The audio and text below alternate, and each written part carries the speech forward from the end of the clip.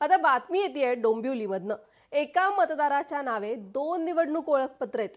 एका कार्डवर original photo आहे तर दुसऱ्या कार्डवर दुसऱ्या महिलेचा फोटो आहे, पण दोन्ही कार्डवर नाव आणि पत्ता मात्र सेम आहे।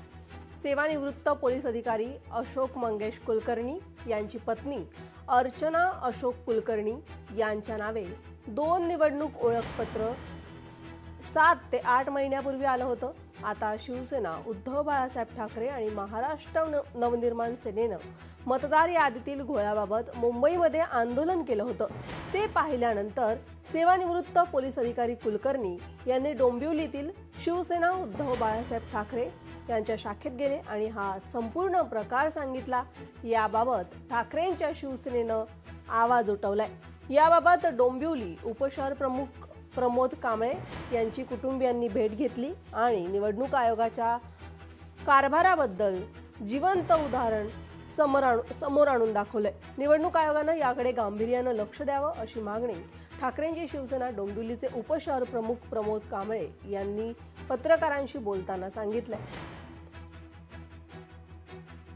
आज आपण पाहत असाल तर अशोक कुलकर्णी जे आहेत त्यांची पत्नी अर्चना कुलकर्णी यांच्या नावाचे 2 आय कार्ड मतदार ओळखपत्र पोस्टाने त्यांच्या घरी आलेले आहेत। त्या दोन्ही मतदार ओळखपत्रावरती अर्चना अशोक कुलकर्णी, दुसऱ्या ओळखपत्रावरती अर्चना अशोक कुलकर्णी, वय वर्ष 69, तिथे वय वर्ष 69, परंतु दोन्ही ओळखपत्रावरती सौ अर्चना कुलकर्णी यांचा जो ओरिजिनल जो फोटो आहे तो एका ओळखपत्रावरती आहे आणि दुसऱ्या ओळखपत्रावरती कोणत्यातरी बोगस महिलेचा फोटो आहे। याचाच अर्थ असा होतो की ते ओळखपत्र बोगस आहे आणि त्या बोगस ओळखपत्राच्या माध्यमातून निवडणुकीला ते बोगस मतदान केलं जाईल। याला जबाबदार कोण?